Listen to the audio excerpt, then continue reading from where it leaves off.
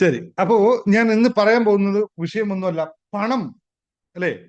പണം നിങ്ങളെ തേടി വരാൻ വേണ്ടിയിട്ടുള്ള ഒരു ഒരു കാര്യത്തെ പറ്റിയാണ് സംസാരിക്കുന്നത്. പക്ഷെ അതിനു മുമ്പ് ഒരു ചോദ്യം ചോദിച്ചോട്ടെ. നിങ്ങൾക്ക് എല്ലാവർക്കും പണം നിങ്ങളെ തേടി വരണം എന്നതാണോ ശരി?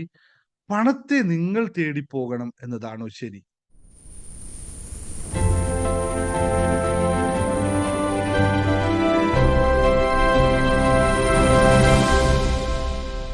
എല്ലാവർക്കും നമസ്കാരം.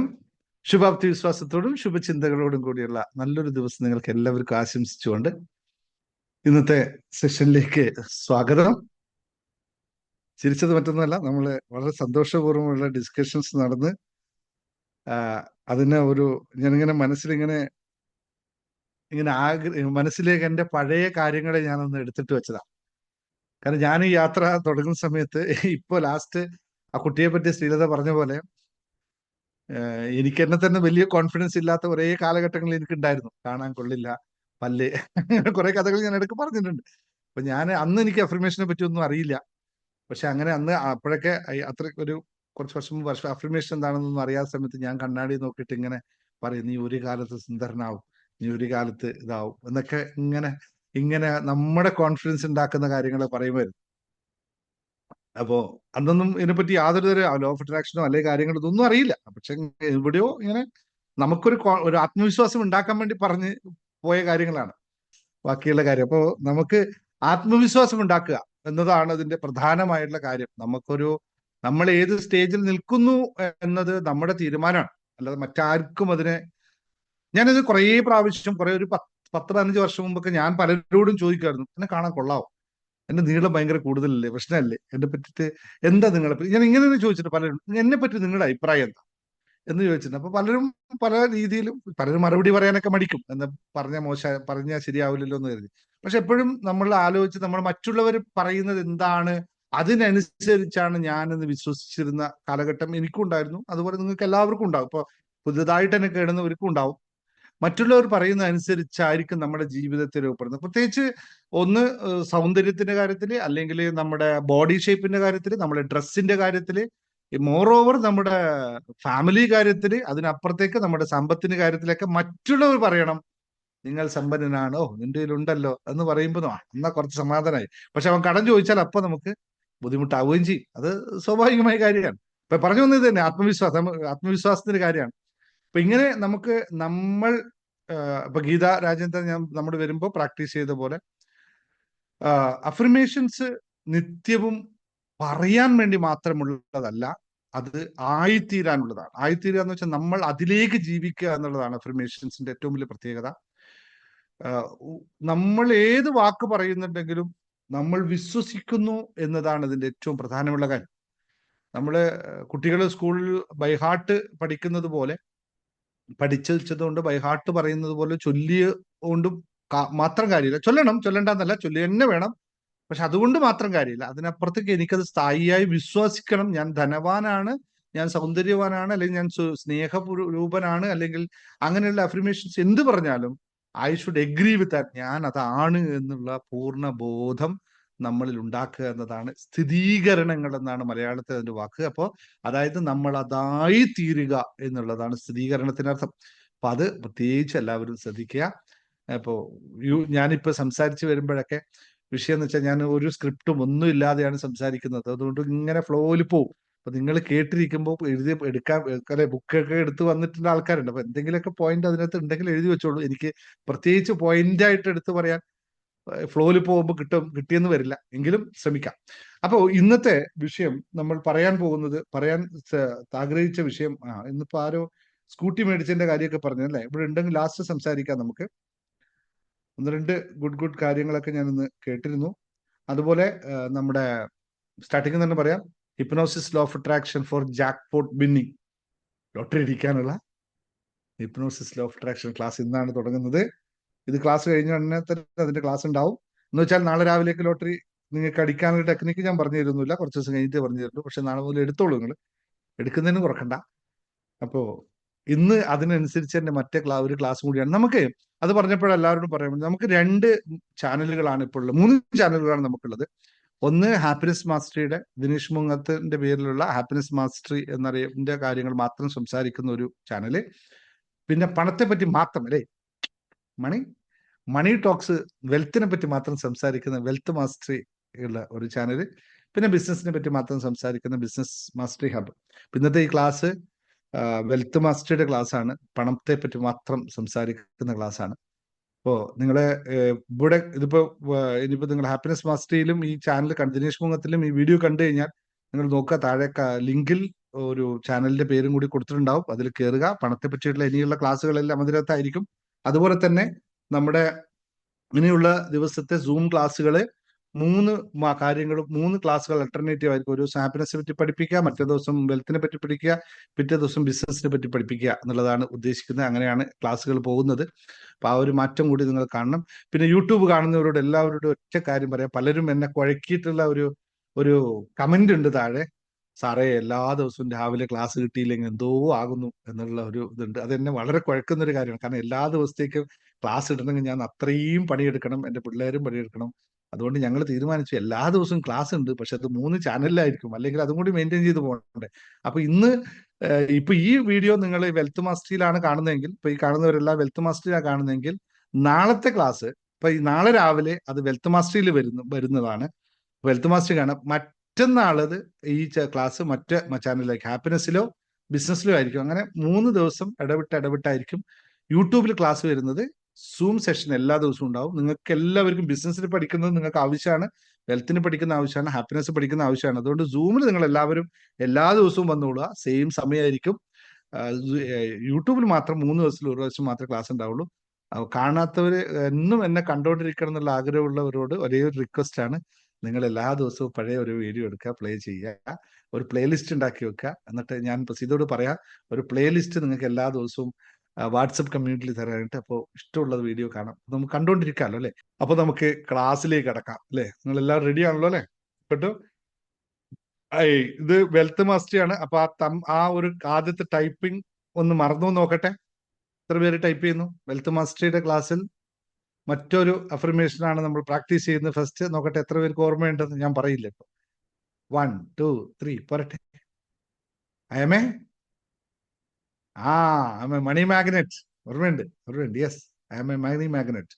ശരി, അപ്പോ ഞാൻ ഇന്ന് പറയാൻ പോകുന്നത് വിഷയമൊന്നുമല്ല, പണം അല്ലെ. പണം നിങ്ങളെ തേടി വരാൻ വേണ്ടിയിട്ടുള്ള ഒരു ടെക്നിക്ക, ഒരു കാര്യത്തെ പറ്റിയാണ് സംസാരിക്കുന്നത്. പക്ഷെ അതിനു മുമ്പ് ഒരു ചോദ്യം ചോദിച്ചോട്ടെ. നിങ്ങൾക്ക് എല്ലാവർക്കും പണം നിങ്ങളെ തേടി വരണം എന്നതാണോ ശരി, പണത്തെ നിങ്ങൾ തേടി പോകണം എന്നതാണോ ശരി? 1 or 2 ആൻസർ പറഞ്ഞാൽ മതി. ഒന്നാമത്തെ കാര്യം 1 എന്ന് പറയുന്നത് പണം നിങ്ങളെ തേടി വരണം. 2 ആണെങ്കിൽ പണത്തെ നിങ്ങൾ തേടി പോകണം. ഇത് ഏതാണ് ശരിയായ രീതി? കാരണം വെറുതെ പറയരുത്, കാരണം സത്യസന്ധമായിട്ട് മാത്രമേ മറുപടി പറയാവൂ. നിങ്ങളുടെ ഉള്ളിൽ ഇരിക്കുന്നത് മാത്രമേ മറുപടി പറയാവൂ. ബാക്കിയുള്ളവരെല്ലാവരും ആൻസർ. യൂട്യൂബ് കാണുന്നവരെല്ലാവരും ടൈപ്പ് ചെയ്ത് പണം നിങ്ങളെ തേടി വരണമോ, നിങ്ങൾ പണത്തെ തേടി പോകണം? എത്ര പേർക്ക് പണത്തെ തേടിപ്പോയിട്ട് കിട്ടിയിട്ടുണ്ട്? പണത്തെ തേടിപ്പോയിട്ട് ഒരു സ്ഥലത്ത് വെച്ച് പണത്തെ കിട്ടിയവർ എത്ര പേരുണ്ട് ഇവിടെ? ഒരാളെ പേര് പറയാമോ? ഞാൻ അന്വേഷിച്ച് നടന്നു, അവിടെ പണം ഇരിപ്പുണ്ടായിരുന്നു, അതെന്റെ കൂടെ വന്നു. ടു ടൈപ്പ് ചെയ്തവരോടാണ് ചോദ്യം. നിങ്ങൾ പണത്തെ തേടി ചെന്നപ്പോൾ നിങ്ങൾക്ക് പണം കിട്ടിയത് എവിടെയാണ്? ചോദ്യം കുഴപ്പിക്കും അല്ലെ? കുഴപ്പിക്കും. സ്വാഭാവികമായിട്ടും നമ്മളെ കുഴപ്പത്തില്ല. കാരണം നമ്മൾ പഠിച്ചു വന്ന, നമ്മൾ അറിഞ്ഞു വന്ന, അല്ലെങ്കിൽ നമ്മൾ ശീലിച്ചു വന്ന സാമൂഹികമായ പരിസ്ഥിതിയാണ് പണത്തെ തേടി ചെല്ലണം എന്ന്. ഇവിടെയാണ് നിങ്ങൾ മനസ്സിലാക്കേണ്ട ആകർഷണ നിയമത്തെ കുറിച്ചാണ് ഞാൻ ഇന്ന് പറയുന്നത്. Law of attraction. ആകർഷണ നിയമപ്രകാരം നമ്മൾ എന്ത് അതിയായി ആഗ്രഹിക്കുന്നുവോ, എളുപ്പത്തിൽ പറയണം, ഒറ്റ വാക്കിൽ പറയണം, ഇതൊന്നും അല്ല കേട്ടോ, ഒറ്റ വാക്കിൽ പറയാണ് ആകർഷണ നിയമം എന്ന് പറഞ്ഞാൽ, നമ്മൾ എന്ത് ആഗ്രഹിക്കുന്നുവോ അത് നമ്മളെയും ആഗ്രഹിക്കുന്നു എന്നുള്ള തത്വം. ഇപ്പോ ഉദാഹരണം പറഞ്ഞു കഴിഞ്ഞാൽ, നമ്മൾ പണക്കാരനാവണമെന്ന് ആഗ്രഹിക്കുന്നു, അതാണ് ഏറ്റവും എളുപ്പത്തിൽ പറയാൻ പറ്റുന്ന കാര്യം. അപ്പോ അതിന്റെ അർത്ഥം പണം നമ്മളെയും ആഗ്രഹിക്കുന്നുണ്ടാവുമല്ലോ, സ്വാഭാവികല്ലേ? പണത്തിന് ഇത് ശ്രീലത എന്നോ പ്രസന്നകുമാർ എന്നോ രാജേന്ദ്രൻ എന്നോ ലത എന്നോ വ്യത്യാസമൊന്നുമില്ലല്ലോ. പണത്തിന് അങ്ങനെ വ്യത്യാസമൊന്നുമില്ല. ദിനേശ് സാറിന്റെ അടുത്ത് മാത്രമേ ഞാൻ പോകുള്ളൂ എന്നും രാജേന്ദ്രന്റെ അടുത്ത് പോകില്ലെന്നും അഭിലാഷിന്റെ അടുത്ത് നിൽക്കില്ലെന്നും ഒന്നൊന്നും പണത്തിന് വിഷയമില്ലല്ലോ അല്ലേ. അപ്പൊ നമ്മൾ ആണ് പണത്തെ വേണോ വേണ്ടയോ എന്ന് തീരുമാനിക്കുന്നത്. പണത്തിന് പ്രത്യേകിച്ച് ആരുമില്ല. ഇപ്പൊ ദൈവത്തിന് പറഞ്ഞ പോലെയാണ്, ദൈവത്തിന് പ്രത്യേകിച്ച് ആരാണെന്നുള്ള യാതൊരു കണ്ടീഷനും ഇല്ലാത്ത പോലെ തന്നെയാണ്. പക്ഷെ എന്തുകൊണ്ട് നമ്മുടെ കയ്യിൽ പണം വരുന്നില്ല? ഇപ്പോഴത്തെ നമ്മുടെ സാധാരണ അവസ്ഥ എന്ന് വെച്ചാൽ എന്റെ കയ്യിൽ പണം വരുന്നില്ല, അല്ലെങ്കിൽ എൻ്റെ അടുത്ത് പണം വരുന്നില്ല എന്നുള്ളതാണ് നമ്മുടെ യഥാർത്ഥ വിഷയം. അപ്പൊ പണം നമ്മുടെ കയ്യിൽ വരാത്തതാണോ യഥാർത്ഥ വിഷയം? പണത്തെ നമ്മൾ സ്വീകരിക്കാത്തതാണോ? പണത്തിന് വരാനുള്ള ചാൻസ് നമ്മൾ ഉണ്ടാക്കാത്തതാണ്. പണത്തിന് പ്രത്യേകിച്ച് കണ്ടീഷൻസ് ഒന്നുമില്ല എന്ന് പറയുമ്പോൾ എന്തുകൊണ്ട് അപ്പൊ പണം വരുന്നില്ല? പണം ഇവിടെ ഈ ക്ലാസ്സിൽ പണത്തെ പറ്റി സംസാരിക്കുന്നതുകൊണ്ടാണ് ഈ പറഞ്ഞ ടോപ്പിക് അതായതുകൊണ്ട്. എന്തുകൊണ്ടായിരിക്കും അങ്ങനെ സംഭവിക്കുന്നത്? ഓക്കെ, നമ്മളെ ഈ പുസ്തകത്തിൽ നമ്മളെ 2 പുസ്തകത്തിൽ പണത്തെ പറ്റി വളരെ കൃത്യമായി പറയുന്നുണ്ട്. ആകർഷണ നിയമം ജീവിത വിജയത്തിന് എന്നുള്ളതാണ് നമ്മുടെ ഏറ്റവും ഇതായിട്ടുള്ള പുസ്തകം. ഈ പുസ്തകം വായിക്കാത്തവരുണ്ടെങ്കിൽ ഒന്ന് വായിച്ചോളൂ കേട്ടോ. വളരെ സിമ്പിൾ ആയിട്ടുള്ള ഒരു കാര്യം പറയാം. പ്രപഞ്ചത്തിലെ ഏറ്റവും പ്രാധാന്യവും സുതാര്യവുമായ ഒരു നിയമത്തെ കുറിച്ചാണ് ഈ പറഞ്ഞത്. എന്തുകൊണ്ട് എന്ന് വെച്ചാൽ നമ്മളുടെ യഥാർത്ഥമായ വിഷയം നമ്മൾക്ക് എന്താണ് ആവശ്യമുള്ളത് എന്ന് നമുക്ക് ശരിക്കും തിരിച്ചറിവുണ്ടായിട്ടില്ല എന്നതാണ്. അത് പറയുമ്പോൾ നിങ്ങൾക്ക് എല്ലാവർക്കും അംഗീകരിക്കാൻ പറ്റില്ല. ഞാനൊരു ടെസ്റ്റ് പറയാം. ഇപ്പൊ നിങ്ങളിപ്പോ ഇത്രയും ആൾക്കാർ സ്ഥിരമായിട്ട് എൻ്റെ ക്ലാസ്സിൽ പങ്കെടുക്കുന്നവരാണ്. ആ പങ്കെടുക്കുന്ന ആൾക്കാരായതുകൊണ്ട് നിങ്ങൾക്ക് കുറച്ച് അതിനെപ്പറ്റി ഐഡിയ വന്നിട്ടുണ്ട്. ഒരുപാട് ആൾക്കാർ നല്ല ഐഡിയ വന്നിട്ടുണ്ട്. പുതിയ കേൾക്കുന്നവരോട് പറയാണ്, നമുക്ക് ജീവിതത്തിൽ എന്താ വേണ്ടത് എന്ന് നമുക്ക് കൃത്യമായി അറിയില്ല എന്ന് ഞാൻ കഴിഞ്ഞ ഒരു TV ഇന്റർവ്യൂവിൽ ഞാൻ പറഞ്ഞിരുന്നു, കഴിഞ്ഞ ക്ലാസ്സിലും പറഞ്ഞിരുന്നു. നമ്മുടെ ഏറ്റവും വലിയ ദുഃഖം എന്താണെന്ന് അറിയും? എല്ലാവരുടെയും ഏറ്റവും വലിയ ദുഃഖം എന്താണെന്ന് അറിയും? അപ്പൊ പറയും, ആരോഗ്യമില്ലാത്തതാണ്, സമ്പത്തില്ലാത്തതാണ്, അല്ലെങ്കിൽ മക്കളെ എന്നെ നോക്കാത്തതാണ്, അല്ലെങ്കിൽ മക്കൾ രക്ഷപ്പെടാത്തതാണ്. ഇതൊക്കെയാണ് നമ്മുടെ ദുഃഖം അല്ലേ? ആണല്ലോ അല്ലേ? യെസ് ഓർ നോ പറഞ്ഞേ. ഇതൊക്കെയല്ലേ നമ്മുടെ ദുഃഖങ്ങൾ? പൈസ ഇല്ലാത്തത്, കടമുണ്ട്, കടം കൊടുക്കാനുണ്ട്, ലോണുണ്ട്, വീടില്ല, കുടുംബമില്ല, അല്ലെങ്കിൽ ഇതൊക്കെയല്ലേ നമ്മുടെ യഥാർത്ഥ ദുഃഖങ്ങൾ? യെസ് അല്ലേ? അല്ല, അതിനപ്പുറത്തേക്ക് എന്തെങ്കിലും ദുഃഖമുള്ളതായിട്ട് നിങ്ങൾ കേട്ടിട്ടുണ്ടോ? നമ്മുടെ മനസ്സൊരു വിസ്മയത്തിലെ 5ാമത്തെ ചാപ്റ്റർ, ജ്ഞാനോദയത്തിന്റെ പടവുകൾ, ജ്ഞാനോദയത്തിലേക്കുള്ള യാത്രയിൽ ഞാൻ ഒരു കോൺസെപ്റ്റ് നിങ്ങളോട് പറയുന്നുണ്ട്. ഞാൻ പറഞ്ഞ കോൺസെപ്റ്റ് അല്ല, അതാണ് ബുദ്ധ തത്വം. ബുദ്ധൻ പഠിപ്പിക്കാൻ ശ്രമിച്ച തത്വവും എന്നാൽ ഇപ്പോഴും അത് നിലനിൽക്കുന്ന തത്വമാണ്.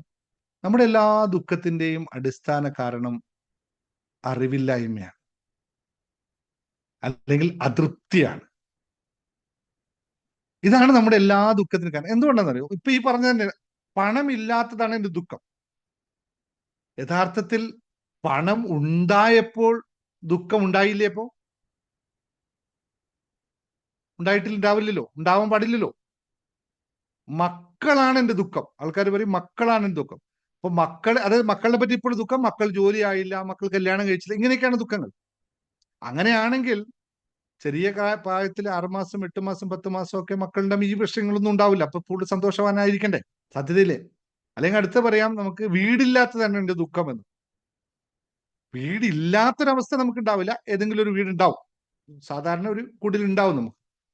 അപ്പോ ഫുൾ ടൈം വീടില്ലാത്തതാണോ എനിക്ക് ദുഃഖം, ഈ വീട് പോരാ എന്നുള്ള അതൃപ്തിയാണോ നമ്മുടെ? ഇത് പറയുമ്പോൾ അത്ര പെട്ടെന്ന് നമുക്ക് ഡൈജസ്റ്റ് ചെയ്യാൻ പറ്റില്ല. യഥാർത്ഥത്തിൽ ഈ ഒരു തിരിച്ചറിവിന്റെ ആ അതൃപ്തിയാണ് നമ്മുടെ യഥാർത്ഥ ദുഃഖ കാരണം. ഇപ്പൊ നേരത്തെ നമ്മൾ പറഞ്ഞ പോലെ ഞാൻ അത്ര വലിയ സുന്ദരനാണോ സുന്ദരിയാണോ എന്നൊരാള് ദുഃഖിക്കുന്നതിന്റെ പ്രധാന കാരണം അയാൾ മറ്റെന്തോ എക്സ്പെക്ട് ചെയ്യുന്നുണ്ടല്ലേ? അതൃപ്തിയല്ലേ എവിടെയും വിഷയം. അപ്പൊ രാജേന്ദ്രൻ പറട്ടെ, ഒന്നുകൂടി യെസ് യെസ് യെസ് ഇരിക്കട്ടെ. അപ്പോ യഥാർത്ഥ ആഗ്രഹം എന്ന് പറയുന്നില്ല. ആഗ്രഹം മറ്റൊരു തലമാണ്. ഇല്ലായ്മ നമുക്കുണ്ടാവും സ്വഭാവം, പക്ഷെ ഇല്ലായ്മയിൽ അതൃപ്തി ഉണ്ടാവുക എന്ന് പറഞ്ഞു. പക്ഷെ ഒരു ഉദാഹരണം പറയാം. നമുക്ക് എല്ലാ ദിവസവും നമ്മൾ 1 മണിക്ക് ഭക്ഷണം കഴിക്കുകയാണ്, 1 മണിക്ക് 2 മണിക്കിടയിൽ ഭക്ഷണം കഴിക്കാം. നമുക്ക് അന്ന് ഭക്ഷണം കഴിക്കാൻ പറ്റിയില്ല. ഭക്ഷണം കഴിക്കുന്ന സിസ്റ്റമാണ് നമുക്ക് എല്ലാം എല്ലാം നമ്മൾ എല്ലാ ദിവസവും കഴിച്ചുകൊണ്ടിരിക്കുകയാണ്. നമുക്ക് അന്ന് 2 മണിക്കിടയിൽ കഴിക്കാൻ പറ്റിയില്ല. നമുക്ക് അന്ന് ഭക്ഷണം കിട്ടുമോ എന്ന് പോലും അറിയില്ല. എന്തായിരിക്കും നമ്മുടെ അവസ്ഥ? എത്ര പേര് അയ്യോ എനിക്ക് ഭക്ഷണം കഴിക്കാൻ പറ്റിയില്ലേ, ഭക്ഷണം കഴിക്കാൻ പറ്റിയില്ലേ എന്ന് പരിതപിച്ച് നടക്കുവോ? അല്ല, ഓക്കെ സാരമില്ല, ഇന്നത്തെ ദിവസമല്ലേ, നമുക്ക് മറ്റൊന്നെങ്കിലും അഡ്ജസ്റ്റ് ചെയ്യാം എന്ന് പറഞ്ഞ് നമ്മൾ മുന്നോട്ട് പോകുമോ? ഏറെക്കുറെ ആൾക്കാർ എന്ത് ചെയ്യും? കുറച്ചും കൂടി നമ്മൾ, ചെറിയ കുട്ടികളുടെ കാര്യം വിട്ടേക്ക്, നമ്മളെ കാര്യം സാരമില്ല, നമുക്ക് വൈകിട്ട് കഴിക്കാം, ഇന്നിപ്പോ ഇനി സമയം കിട്ടിയില്ല, തിരക്കില്ല എന്നല്ലേ നമ്മൾ പറയുള്ളൂ. അത് അന്നേരം ചെയ്തില്ലെങ്കിൽ നമുക്ക് കുഴപ്പമില്ല എന്നുള്ള ഒരു ഒരു ഒരു ഒരു ഒരു ഒരു തീരുമാനം നമുക്കുണ്ടാവും. സാരമില്ല, നമുക്കറിയാം ഇപ്പൊ കഴിച്ചില്ലെങ്കിൽ കുറച്ച് വെള്ളമൊക്കെ കുടിച്ച് ഒപ്പിക്കാം എന്നൊക്കെ പറയണ്ടാവും. പക്ഷെ നിങ്ങള് ഈ കാര്യം ഇപ്പൊ നിങ്ങൾ എന്റെ മുമ്പിൽ ഇരിക്കുന്ന ആളല്ലാതെ ഒരു പാവപ്പെട്ട പാവപ്പെട്ടെന്നല്ല, ദാരിദ്ര്യത്തിലുള്ള ഒരാളോട് പോയിട്ട് ചോദിച്ചു നോക്കൂ, നിങ്ങൾ ഇന്ന് ഭക്ഷണം കഴിച്ചോ, വേണോ ഭക്ഷണം എന്ന് ചോദിച്ചു നോക്ക്, എന്തായിരിക്കും മറുപടി? 10 ദിവസത്തെ ഭാണ്ഡക്കെട്ടുകൾ അയാൾ എല്ലാം ഒന്ന് ചേർക്കൂലേ? ഒരു നേരം മാത്രമേ ഭക്ഷണം കഴിക്കാതിരുന്നിട്ടുണ്ടാവുള്ളൂ, പക്ഷെ അയാള് ഇതുവരെ ജീവിതത്തിൽ ഭക്ഷണം കഴിച്ചിട്ടില്ല എന്നുള്ള രീതിയിലേക്ക് സംസാരിക്കാം.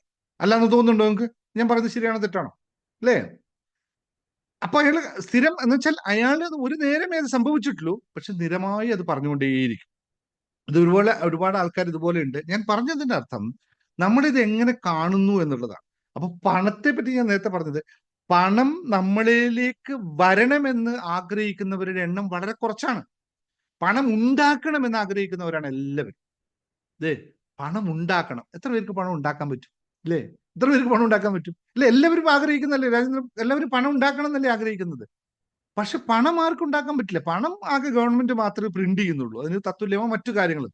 പണം നമ്മളിലേക്ക് കൈമാറ്റം ചെയ്ത് വരിക മാത്രമാണ് വേണ്ടത്. കൈമാറ്റം ചെയ്ത് മാത്രമേ പണം വരുള്ളൂ.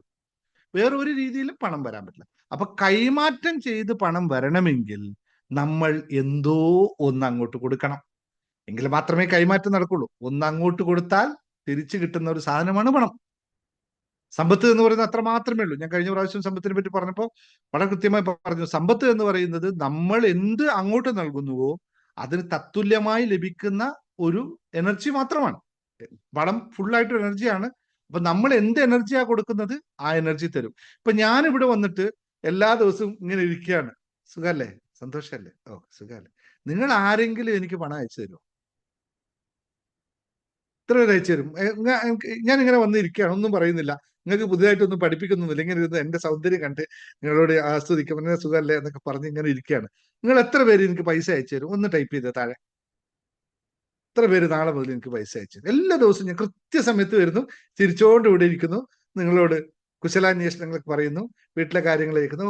വീണ, ഓ അവരങ്ങനെയാണോ, അയ്യോ വീണ അങ്ങനെയാണോ, ഇങ്ങനെയാണോ, അച്ചു എന്താ അവരിങ്ങനെ എന്നൊക്കെ ചോദിച്ച് ഇങ്ങനെ മറ്റേ നമ്മളെ, എനിക്കറിയില്ല എന്താ വാക്കിന് പറയുന്നത്, ആ ആ വർത്താനം ഇപ്പൊ നിങ്ങൾക്കെല്ലാം മറന്നു പോയിട്ടുണ്ടാവും ആ വർത്താനങ്ങളൊക്കെ അല്ലെ. അതൊക്കെ മാത്രം ചെയ്തുകൊണ്ടിരിക്കുന്ന എനിക്ക് നിങ്ങൾ പൈസ അയച്ചു തരുമില്ലേ? അയച്ചു തരുന്ന ഒരാളെങ്കിലും ടൈപ്പ് ചെയ്ത് സാറേ ഞാൻ അയച്ചു തരും എന്ന് പറഞ്ഞേ നോക്കട്ടെ. ആരെങ്കിലും ഒരാൾ ടൈപ്പ് ചെയ്യുന്നുണ്ട്? പൈസ തരില്ല. തരില്ല, ഒറ്റയാളും തരില്ല. എന്തുകൊണ്ടാണെന്നറിയോ? ഞാൻ നിങ്ങൾക്കൊന്നും നൽകുന്നില്ല. അപ്പൊ എവിടെയാണ് കാശ് തരിക? അപ്പൊ നമ്മൾ ആരും തരില്ല. കറക്റ്റാണ്, ആരും തരില്ല, ആരും തരില്ല എന്നുള്ളത് തന്നെയാണ് ശരി. അപ്പൊ ഇതേ സംഭവമല്ലേ നമ്മുടെ ജീവിതത്തിലും സംഭവിക്കുന്നത്. ഞാനിത് വളരെ നോർമലായിട്ട് സംസാരിക്കുക കേട്ടോ, നിങ്ങൾ വളരെ സിമ്പിൾ ആയിട്ട് മനസ്സിലാക്കേണ്ട കോൺസെപ്റ്റ് ആയതുകൊണ്ടാണ്. അപ്പൊ നമ്മൾ എന്താണോ നൽകുന്നത് അതിന് മാത്രമേ നമുക്ക് പൈസ തരുള്ളൂ. ഇപ്പൊ ഞാൻ നേരത്തെ പറയുന്നു, ഞാനൊരു കോഴ്സുകൾ ഇവിടെ അനൗൺസ് ചെയ്യുമ്പോൾ 100 ആൾക്കാർ ഒരു മെഡിറ്റേഷൻ ആയാലും മറ്റും ജോയിൻ ചെയ്യുന്നു. സാധാരണ 10,000-ന്റെ കോഴ്സുകളൊക്കെ അനൗൺസ് ചെയ്യുമ്പോൾ 10ഉം 20ഉം 30ഉം ആൾക്കാർ ജോയിൻ ചെയ്യുന്നു. ഞാൻ ഒന്നും നിങ്ങൾക്ക് നൽകുന്നില്ല, അതിൽ നിന്ന് നിങ്ങൾക്ക് ഒരു റിസൾട്ടും ഉണ്ടാവുന്നില്ലെങ്കിൽ ആരെങ്കിലും പിറ്റേ രണ്ടാമത്തെ വട്ടം ജോയിൻ ചെയ്യും? അപ്പൊ ഞാൻ അത്രയും നിങ്ങൾക്ക് റിസൾട്ട് ഉണ്ടാക്കണം എന്നുള്ള ഒരു എനർജി ഞാൻ അവിടെ ക്രിയേറ്റ് ചെയ്യുന്നത് കൊണ്ട് മാത്രമല്ലേ എനിക്ക് നൽകുക. അല്ലെങ്കിൽ ഈ പറയുന്നത് കാണുമ്പോൾ ഒക്കെ കൊള്ളാം, പക്ഷെ കാണാൻ കൊണ്ടൊന്നും ആൾക്കാർ കാശ് തരത്തൊന്നുമില്ല. അതിന് അവർക്ക് റിസൾട്ട് ഉണ്ടാക്കി കൊടുക്കുക തന്നെ വേണം. അപ്പൊ ഇത് തന്നെയാണ് ഞാൻ പറഞ്ഞത്, പണം ഉണ്ടാക്കണമെങ്കിൽ നമ്മൾ പണത്തെ ആകർഷിക്കണം. എങ്ങനെ? പണത്തെ ആകർഷിക്കണം. എനിക്ക് പണം വരണം എന്നുള്ള, എന്നിലേക്ക് വരാനുള്ള ആ എൻവയറമെന്റ്, എനർജി ഞാൻ ക്രിയേറ്റ് ചെയ്യണം. ഇപ്പൊ എനിക്ക് 10 ലക്ഷം രൂപ ഒരു മാസം വരണം, പക്ഷെ എന്റെ എനർജി എപ്പോ നോക്കിയാലും വരുമോ എന്തോ, കിട്ടുമോ എന്തോ, ഷോ ഈ മാസമെങ്കിലും കിട്ടിയാൽ മതിയായിരുന്നു. ഏത് എനർജിയാ? 50,000ത്തിന്റെ എനർജി വരും മാക്സിമം. എന്റെ ആഹാരവും എന്റെ ശരീരവും എന്റെ ഇതൊക്കെ ഒരു 50,000 കൂട്ടിക്കോ, 50,000 എനർജി ഉണ്ടാവും. ബാക്കി 9,50,000 വരുമോ? വരില്ല. എന്താന്ന് വെച്ചാല് അത് തന്നെ അതാണ് വളരെ കൃത്യമായി പറഞ്ഞത്. ഈ എനർജി 10 ലക്ഷം വേണോ? നിങ്ങളിൽ 10 ലക്ഷത്തിന്റെ എനർജി വേണം. 20 ലക്ഷം വേണോ? 20 ലക്ഷത്തിന്റെ എനർജി വേണം. ഞാൻ മറ്റൊരു ഇതിൽ ഉദാഹരണം പറയാം. നിങ്ങൾക്ക് എല്ലാവരും ഒരു ഉദാഹരണം പറയട്ടെ. ഇതുണ്ട്, നമ്മളൊരു ക്ലാസ്സിൽ പറഞ്ഞ കാര്യം തന്നെയാണ് കഴിഞ്ഞ അല്ലെ, മാനിഫെസ്റ്റ് വെൽത്തി ലൈഫിൽ കൃത്യമായി പറഞ്ഞ കാര്യമാണ്. നമ്മള് ഒരു സീലിംഗ് എന്ന് പറയുന്ന സാധനമുണ്ട്. നമുക്ക് ചില ആൾക്കാര് ആഗ്രഹിക്കും, എത്ര 1 ലക്ഷം രൂപ മാസം ഉണ്ടാവണം, 2 ലക്ഷം രൂപ മാസം ഉണ്ടാവണം എന്നൊക്കെ ആഗ്രഹിക്കും. എന്നിട്ട് എന്ത് ചെയ്യുന്നറിയോ? അവരുടെ മനസ്സിന്റെ മാക്സിമം കപ്പാസിറ്റി 50,000 കിട്ടിയാൽ സന്തോഷമായിരുന്നു. 1 ലക്ഷത്തെ പറ്റി എഴുതിക്കൊണ്ടിരിക്കും, അഫർമേഷൻ പ്രാക്ടീസ് ചെയ്തേക്കും, 1 ലക്ഷം വരണേ 1 ലക്ഷം വരണേ എന്നൊക്കെ പറഞ്ഞുകൊണ്ടിരിക്കും. പക്ഷെ പിന്നത്തെ വർക്കും പറഞ്ഞാല് 1 ലക്ഷം വന്നില്ലെങ്കിൽ ഈ മാസം 50,000 വന്നാലെങ്കിൽ മതിയായിരുന്നു. എവിടെ നിൽക്കും സീലിംഗ്? സീലിംഗ് എന്ന് പറഞ്ഞാൽ അറിയാലോ എങ്കല്ലേ, നമ്മുടെ വീട്ടിന്റെ അതായത് സീലിംഗ് എന്ന് പറഞ്ഞാൽ ഒരു പരിധി വെക്കും. 1 ലക്ഷത്തെ പറ്റി പറഞ്ഞുകൊണ്ടിരിക്കുകയാണ്, രാവിലെയും വൈകിട്ടും ബുക്കിൽ എഴുതിക്കൊണ്ടിരിക്കുകയാണ് 1 ലക്ഷം 1 ലക്ഷം 1 ലക്ഷം എന്ന്. എന്നിട്ട് രണ്ടാം പറയുമ്പോൾ ഈ മാസം 1 ലക്ഷം കിട്ടിയില്ലെങ്കിൽ 50,000 കിട്ടിയാലും നമുക്ക് ഒപ്പിക്കാട്ടോ. പരിധി വെച്ച് കളയും. ഇതാണ് ആകർഷണ നിയമത്തിൽ നമ്മൾ മാറ്റേണ്ടതുമായിട്ടുള്ളത്. ആകർഷണ നിയമം പഠിക്കുന്നതിന് മുമ്പായിട്ട് നിങ്ങൾ 1-2 നിയമങ്ങൾ കൂടെ പഠിക്കണം. ഒന്ന്, ലോ ഫോക്കസ് എന്ന് പറയുന്നത്. ഈ 1 ലക്ഷം രൂപ നമുക്ക് മാസം ഉണ്ടാക്കണമെങ്കിൽ 50,000ത്തിലേക്ക് ശ്രദ്ധിച്ചു കഴിഞ്ഞാൽ 1 ലക്ഷം ഉണ്ടാകുമോ? 1 ലക്ഷത്തിലേക്ക് തന്നെ ശ്രദ്ധിക്കണം, അല്ലെങ്കിൽ 2 ലക്ഷത്തേക്ക് ശ്രദ്ധിക്കുക. സാധാരണ നമ്മൾ പറഞ്ഞ കുന്നോളം ആഗ്രഹിച്ചാൽ മലയോളം കിട്ടും എന്ന് പറയുന്ന അതേ പദം അതേപോലെ തന്നെ അല്ലെ, കുന്നോളം ആഗ്രഹിച്ചാൽ മലയോളം കിട്ടും. പക്ഷെ അത് തെറ്റാണ്. കുന്നോളം ആഗ്രഹിച്ചാൽ കുന്നോളം തന്നെ കിട്ടും എന്നുള്ളതാണ് യാഥാർത്ഥ്യം. പക്ഷെ അതിനെ സിംപ്ലിഫൈ ചെയ്ത് പറയുന്നു എന്ന് മാത്രമാണ്. അതേപോലെ 1 ലക്ഷമാണ് നമുക്ക് ആവശ്യമുണ്ടെങ്കിൽ നമ്മളുടെ എനർജി 2 ലക്ഷത്തിന് ഉണ്ടാക്കണം. അപ്പൊ എന്താണെന്നറിയോ? 1 ലക്ഷത്തിന് പിന്നെ അവിടെ ഗ്യാപ്പ് ഉണ്ട്. നിങ്ങളൊരു പാത്രം എടുക്കുക, ഒരു ഗ്ലാസ് എടുക്കുക.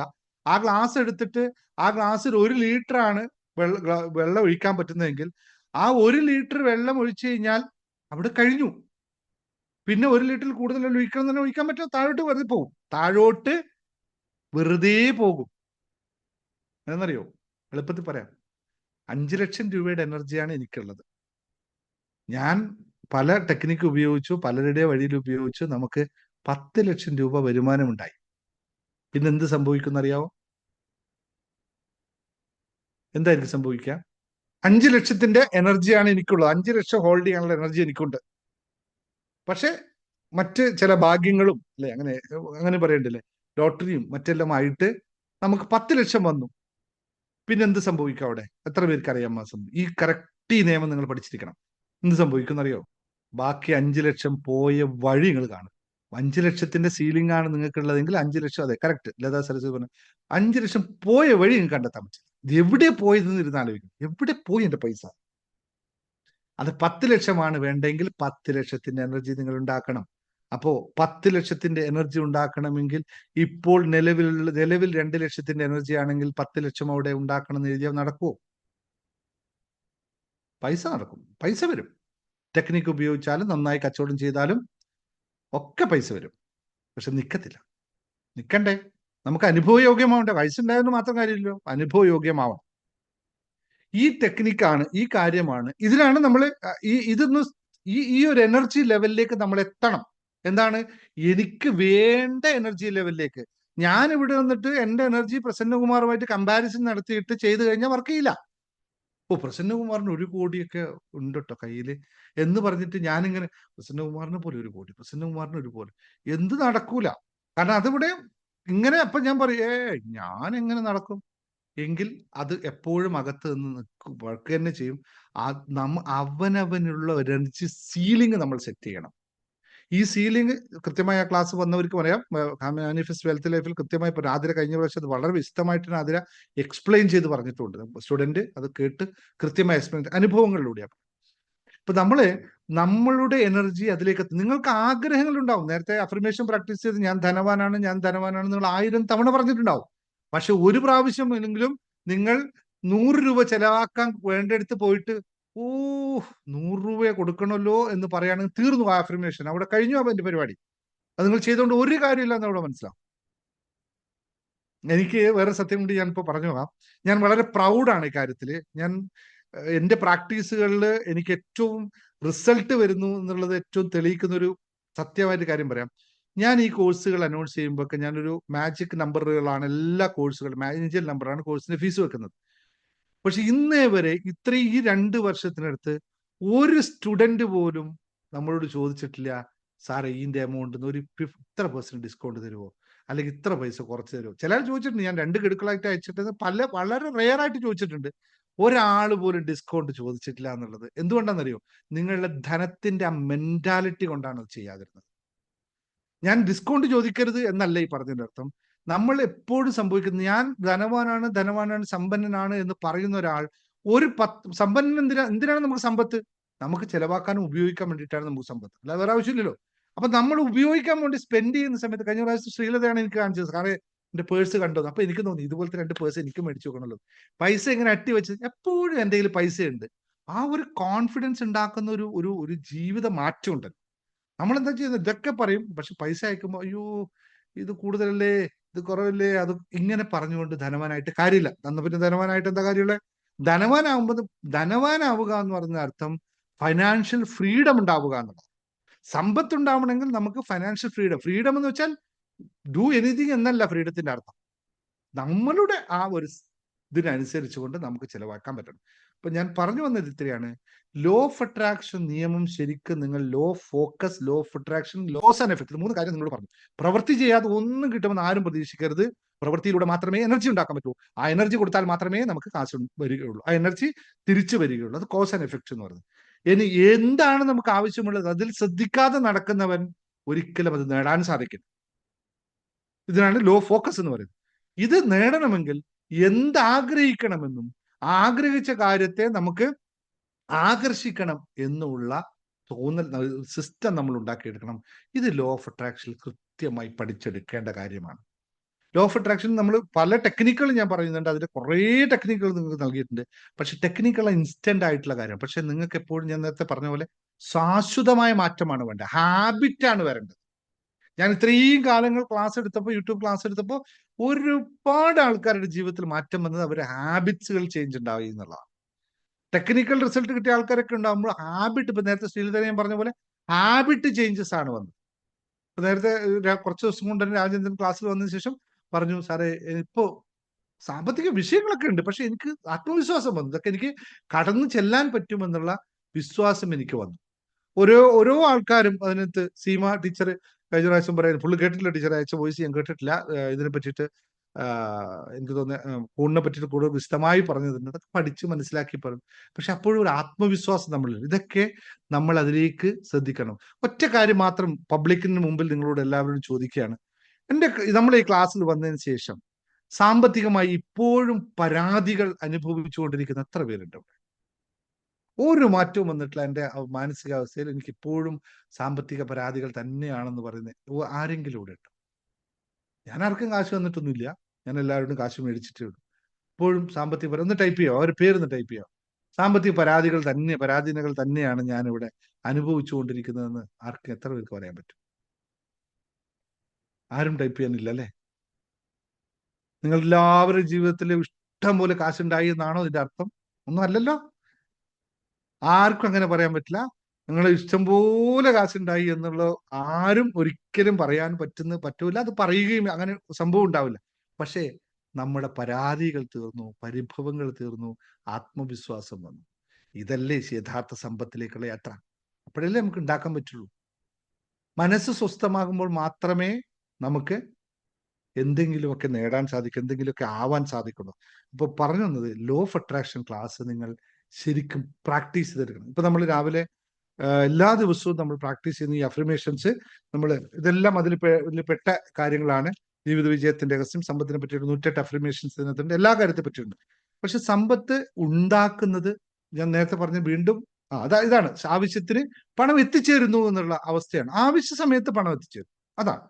ഇപ്പൊ ഞാൻ കഴിഞ്ഞ പ്രാവശ്യം നാട്ടിൽ വന്നപ്പോൾ എനിക്ക് അത്യാവശ്യമായിട്ട് ഒരു ഇൻഷുറൻസിന്റെ അടവുണ്ടായിരുന്നു, 10 ലക്ഷം രൂപ അടക്കാനുണ്ട്. യഥാർത്ഥത്തിൽ എന്റെ കയ്യിൽ കാശ് അപ്പോഴേക്കും മറ്റു ആവശ്യങ്ങൾക്ക് മാറ്റി വെച്ചുകൊണ്ട് ആ കാശ് ഡേറ്റ് മറന്നുപോയതാണ്. ഞാൻ കുറച്ചിരുന്ന് ആലോചിച്ചു, ദൈവമേ ഇപ്പൊ എന്താണ് ചെയ്യുക? ഇത് അടക്കണമല്ലോ, മറ്റ് ഉള്ള ഫണ്ടെല്ലാം മറ്റേ സൈഡിലേക്ക് പോയി. പക്ഷെ എവിടെ നിന്നൊക്കെ വന്നു എന്ന് യാതൊരു തരത്തിലും യാതൊരു അറിയില്ല എന്നല്ല, അറിയൊക്കെ ചെയ്യും. പക്ഷെ അത് ആ സമയത്ത് അവർ പറഞ്ഞ ഡേറ്റിനകത്തേക്ക് നമുക്കത് പേ ചെയ്യാം. ഇതല്ലേ യഥാർത്ഥം നമുക്ക് ആവശ്യം. അങ്ങനെയല്ലേ നമുക്ക് ആവശ്യമുള്ളത്. നമ്മുടെ ആവശ്യമുള്ള സമയത്ത് നമ്മളതിൽ പൈസ വരണം. അതായത് ഒന്നും കൂടി പറയാം, നമുക്ക് ആവശ്യമുള്ള സമയത്ത് നമ്മളടുത്തേക്ക് കാശ് വരണം. ഇതല്ലേ നിങ്ങളുടെ എല്ലാവരും ആഗ്രഹം? അല്ലെങ്കിൽ നമുക്ക് ആവശ്യമുള്ള സമയത്ത് നമ്മൾ ആരടുത്തെങ്കിലും പോയി കാശ് ചോദിക്കണം എന്നാണോ, നമ്മളടുത്ത് കാശ് വരണം എന്നാണോ? വൺ ഓർ ടു നിങ്ങൾക്ക് തീരുമാനിക്കാം. നമുക്ക് ആവശ്യമുള്ളിടത്ത് സമയത്ത് നമ്മളിലേക്ക് കാശ് വരണം എന്നാണ് എൻ്റെ തീരുമാനം. അല്ലെങ്കിൽ രണ്ടാമത്തത്, നമുക്ക് കാശ് ആവശ്യമുള്ള സമയത്ത് നമുക്ക് മറ്റുള്ളവരോട് പോയി വാങ്ങിക്കാൻ പറ്റണം. ഏതാണ് ചോയ്സ്? One or to? ഇനിയിപ്പോൾ ആദ്യം പറഞ്ഞ ആൾക്കാരൊക്കെ മാറ്റിയിട്ടുണ്ടാവും. ആദ്യം 2 പറഞ്ഞവരെല്ലാം ഇപ്പോൾ 1ലേക്ക് എത്തിയിട്ടുണ്ടാവും ഞാൻ വിശ്വസിക്കുന്നു. അങ്ങനെ ആവട്ടെ. ഇത് തന്നെയാണ് സത്യം. എല്ലാവർക്കും ഇതാണ് ശരിയായ ആകർഷണം എന്ന് പറയുന്ന സാധനം. ഇതിനുള്ള വൈബ്രേഷനിൽ നമ്മൾ ഇരുന്നാൽ മതി, വരും.